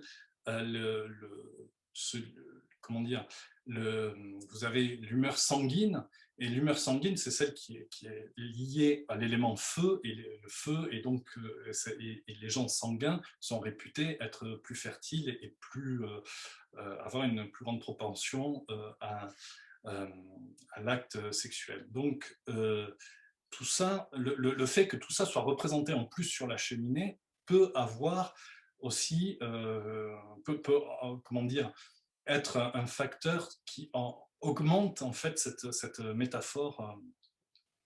métaphore matrimoniale, amoureuse et sexuelle. Alors évidemment, on se dit, mais qui a bien pu faire représenter une chose pareille au Châtel de Thèse? Pour le savoir, je pense que l'une des solutions est de se tourner vers la frise de blason, euh, qui est censée montrer les alliances et les personnages importants pour le maître des lieux. Quand on regarde cette série de blasons, on s'aperçoit qu'un blason sur deux a un fond qui est jaune. Alors là, je vous montre une partie de la frise, mais vous pouvez me croire, c'est le cas sur l'ensemble de la frise. Or, si on regarde un de ces blasons plus en détail, c'est le cas ici, vous voyez apparaître peut-être des traits de construction, et un des moyens de voir ça, notamment, c'est d'utiliser des programmes de traitement de photos. Alors, c'est ce que je fais. Par exemple, là, je vais passer un filtre. Je dis ça notamment pour les étudiants qui, s'ils sont un jour confrontés à des images qui sont peu lisibles, avec n'importe quel programme de photo, vous pouvez utiliser des filtres qui permettent de faire apparaître plus ou moins certains détails. Donc là, vous voyez peut-être apparaître déjà des traits horizontaux et verticaux qui forment une croix. Et puis, vous voyez apparaître aussi ici des taches de couleur bleue, hein, qui semblent être cantonnées au bras de cette croix. On peut aussi faire des filtres en négatif, par exemple. Peut-être que ça ressort encore davantage. La croix, je ne sais pas, ça dépend de chacun, hein, mais ça permet de voir les choses un petit peu différemment. Donc en tout cas, si on repasse les traits, on a ces traits de construction, et si on rajoute les couleurs sur ces traits de construction, ça donne ça. Or ça, c'est-à-dire c'est le blason des comtes de Genève. Alors je vous rappelle qu'en 1282, les comtes de Genève deviennent seigneurs de Thèse. Alors, ces traits de construction, on peut les repérer sur plusieurs des blasons à fond jaune de la frise. Il est donc probable qu'un blason sur deux de toute la frise, et ça on le verra par la suite en restaurant les peintures, était en fait le blason la famille des comtes de Genève. Des comtes de Genève. Et donc, pourquoi j'ai dit qu'il faudra attendre une restauration? Parce qu'en fait, cette frise de blason, vous avez vu, on la voit assez mal parce qu'elle a été badigeonnée à une époque postérieure, avec un lait de chaux, mais tout ça peut être dégagé et on peut retrouver les blasons qui sont dessous, ce qui permettra de confirmer ou non mon hypothèse. En tout cas, si c'est le cas, si un blason sur deux de la frise, c'est le blason des comtes de Genève, et que les autres changent, parce que les autres changent à chaque fois, on peut se douter que finalement, c'est bien les comtes de Genève qui ont fait réaliser ce bâtiment et cette peinture. Alors ça, c'est intéressant parce que, en réalité, les comtes de Genève, avant de devenir seigneurs de Tesse, avaient déjà des possessions à Tesse, hein, dès le XIIe siècle. Et on a vu que le premier arbre qui est coupé en 1279, c'est-à-dire, a priori, il est coupé avant que les comtes de Genève deviennent seigneurs. Donc il est possible que les comtes de Genève aient voulu, dans un premier temps, construire une maison importante. On sait qu'il cherchait à prendre du pouvoir dans le Grésivaudan déjà depuis quelques années, et donc il s'est fait construire une maison, et puis en cours de construction, quand ils arrivent, puisque le plafond de la Aula est daté donc de la grande salle est daté de 1282, en cours de construction, ils deviennent comtes de Genève. Et ce qui est intéressant surtout, c'est que ce comte Amédée II de Genève s'est marié en 1285 avec Agnès de Châlons, dont je vous montre ici le sceau. Alors c'est le sceau, on appelle ça un écu parti, c'est-à-dire sur la droite du sceau, vous voyez la moitié des armes de Genève, et sur la gauche du sceau, la moitié des armes des Châlons, de la famille de Châlons. Donc Agnès de Châlons, il se marie en 1285, donc on est toujours à peu près dans les mêmes années. Et il ne serait pas impossible donc que le décor soit lié à cette nouvelle alliance matrimoniale. D'autant plus que si vous écoutez bien le nom de Châlons, vous avez un chalon, qu'est-ce que c'est? C'est un gros chat, c'est un lion. Et puis, vous pouvez avoir chat-lion aussi, vous pouvez entendre ça. Vous allez me dire que peut-être que je suis en train de délirer. Pas forcément, parce qu'on a tout à fait ce genre de jeu de mots au Moyen-Âge. Alors d'abord, les armoiries parlantes sont quelque chose de très fréquent. Et je vous montre quelques exemples. Ici, les moléons qui ont un lion, parce que léon, ça fait lion. Donc, moléon, le mauvais lion, c'est un lion. Le deuxième, les rétels qui ont des râteaux. Le dauphin qui a un dauphin. Les Rosenbach, j'ai pris plusieurs pays, donc là, ils ont une rose. Horn, c'est aussi allemand, ce sont des corps. Les De la Luna, ils ont une lune. Les Cabrera, donc là pour l'Espagne, Cabrera, ils ont une chèvre. Donc, voilà. Et les Quers qui ont un cœur. Donc vous voyez, ça c'est quelque chose. Et puis il y a énormément d'exemples de cela. Donc, le fait de jouer avec l'héraldique, qui est un langage visuel, de jouer avec le nom des personnes, est quelque chose de très fréquent au Moyen-Âge. Et donc, ce ne serait pas étonnant qu'il y ait un jeu qui soit fait aussi entre Châlons et les armoiries de la Cheminée. Par ailleurs, ces jeux de mots, on les retrouve même chez les plus grands seigneurs, puisqu'on a ça chez le duc de Berry. Le duc de Berry, il a deux animaux fétiches, on va dire, qui sont l'ours et le cygne. Alors, l'ours, pour une première raison, c'est que le duc de Berry, Jean de Berry, a été prisonnier en Angleterre pendant pas mal d'années, pendant la guerre de 100 ans, et l'ours en anglais, c'est bear, et bear, ça donne Berry, voilà, tout simplement. Et puis, la deuxième interprétation, pourquoi il y a un cygne, parce que le duc de Berry avait une amante qui était une maîtresse plutôt, qui était Dame Ursine. Et Ursigne, c'est Ursus, en latin c'est l'ours, hein. Ursigne, donc ça donnait Ursine, ça donnait Dame Ursine. Donc vous voyez, on est tout à fait dans le même type de jeu de mots que ceux que je viens de proposer avant avec Agnès de Châlons. Et puis, il reste effectivement deux scènes sur les côtés de la cheminée, sur lesquelles j'ai écrit un petit article sur le blog du site internet du Châtel de Teste. Et ces deux scènes sont intéressantes parce que d'un côté, vous avez un éléphant. Alors cet éléphant, vous allez me dire, mais comment je sais que c'est un éléphant parce qu'on voit quasiment plus rien? Eh bien, vous voyez, il a sur son dos une construction crénelée qui est un château. Or, les éléphants au Moyen-Âge, eh bien, ils sont représentés avec un château sur le dos. C'est quelque chose d'extrêmement fréquent. Donc, un animal avec un château sur le dos, un palanquin fortifié, c'est un éléphant. Et l'éléphant a une autre caractéristique dans les bestiaires médiévaux, c'est qu'il a un ennemi très important, qui est le dragon. Voilà. Et donc, je vous montre ici deux enluminures du lion opposé au dragon. Donc, l'un, le lion, l'éléphant, pardon, étant un animal très positif, hein, qui est un symbole de chasteté, qui prend soin de sa progéniture, et le dragon, au contraire, un symbole du mal euh, et de la luxure, etc. Et effectivement, de l'autre côté de la cheminée, euh, sur l'autre corbeau qui soutient donc le linteau de la cheminée, on trouve un dragon, décidément, un dragon avec trois têtes à trois têtes, ce qui est aussi assez fréquent. Les dragons ils ont souvent plusieurs têtes dans les représentations médiévales. Et alors ça, évidemment, on peut le mettre en relation avec ce qui se passe au centre, parce que ce que je viens de vous dire, les caractéristiques de l'éléphant, c'est-à-dire la chasteté, le fait de prendre soin de ses enfants, ce sont aussi des caractéristiques qui seraient tout à fait parfaites pour une future épouse, dans le cadre évidemment de la société médiévale. Et donc, il est très possible, de toute façon, vous avez vu que le chevalier au lion était du côté gauche de la cheminée, donc le lion est du côté supposé de la représentation de la femme. Et le dragon, au contraire, qui crache des flammes et qui renvoie donc à ce caractère sanguin que je vous montrais tout à l'heure, dont je vous parlais tout à l'heure, et qui renvoie à la luxure aussi, en tout cas à la vitalité sexuelle, est du côté de l'homme. Donc, ce qui est assez logique finalement. Alors vous allez me dire, mais d'où vient le peintre qui a pu réaliser une chose pareille? Pour le savoir, et c'est la dernière partie de mon exposé, pour le savoir, j'ai analysé un petit peu les mesures qui avaient été utilisées dans le châtel. Or, pour l'architecture, on s'aperçoit que les mesures utilisées sont une toise, parce que vous savez qu'avant la Révolution, on n'utilisait pas le mètre. Le mètre, le système métrique est un système qui date donc de la fin du XVIIIe siècle. Et donc, le châtel est construit, les deux parties d'ailleurs, à partir d'une toise de 188 cm, qui est une toise en usage à Montmélian, donc pas très loin de Thèse. Et elle est utilisée autant en plan qu'en élévation. Et donc, vous voyez que ici, cette toise, on la retrouve partout.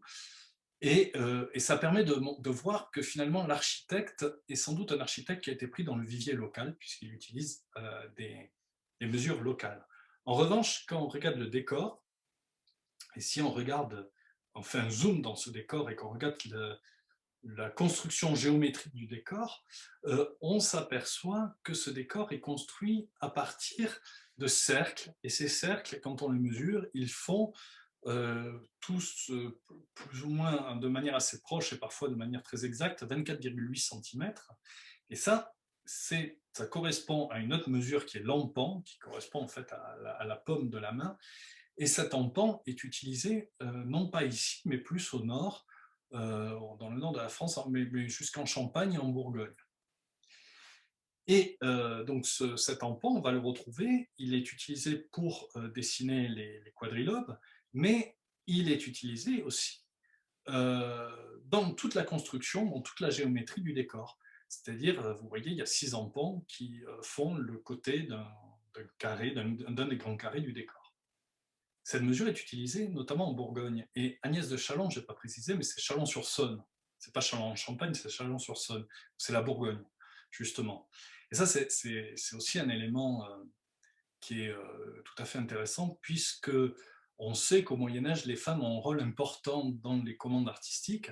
Il ne serait pas impossible que Agnès de Chalon ait fait venir quelqu'un de Bourgogne. D'autant plus que quand on regarde les zones de production des manuscrits de Chrétien de Troyes et d'enluminure d'ailleurs de ces manuscrits, eh bien, c'est une zone qui va depuis le nord de la France, le Hainaut, le Arras, etc., jusque la Picardie, tout ça, jusque en Bourgogne, qui s'arrête à peu près là. Voilà, et je vous ai marqué où était Chalon-sur-Saône.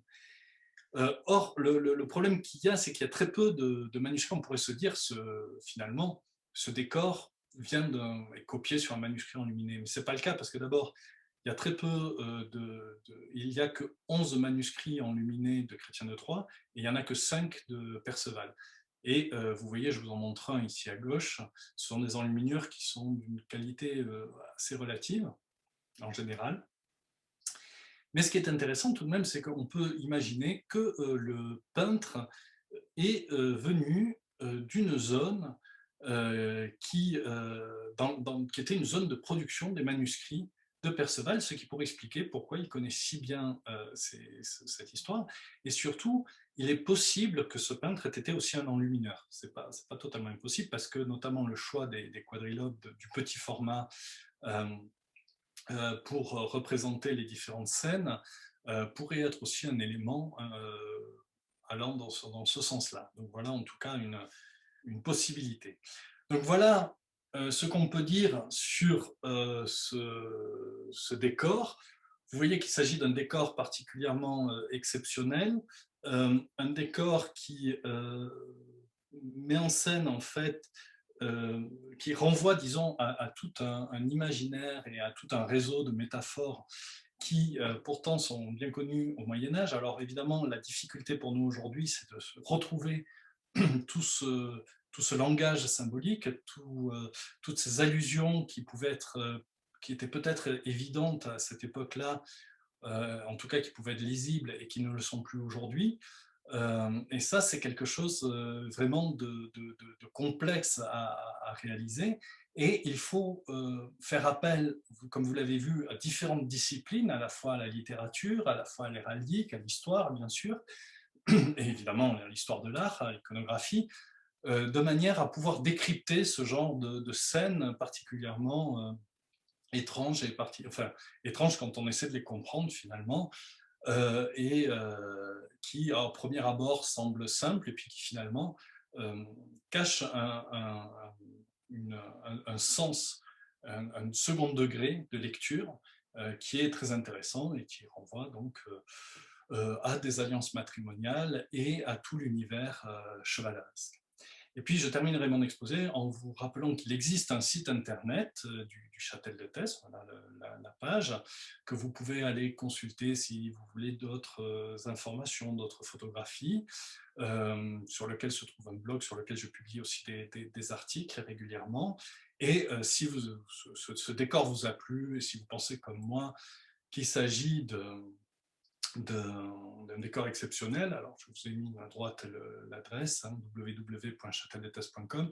Donc, si vous pensez que ce décor mérite d'être sauvé, vous pouvez aller sur la page faire un don, et bien sûr, je vous invite à faire un don. Alors, peu importe le montant, ce qui est important surtout, c'est de montrer que beaucoup de monde s'intéresse au châtel, de manière à ce qu'il soit restauré, de manière à ce que les peintures soient sauvées, soient restaurées, que tout ce décor puisse être, que le site soit ouvert au public, et que donc un maximum de personnes puissent avoir accès à ces peintures, puisqu'aujourd'hui le site est fermé au public, hein, on ne peut pas les voir. Voilà, donc vous pouvez partager évidemment ce site avec vos parents, vos grands-parents, vos amis, tout le monde. Je vous encourage vivement et je vous remercie pour votre attention, et je suis ouvert, donc je suis prêt à répondre à vos questions.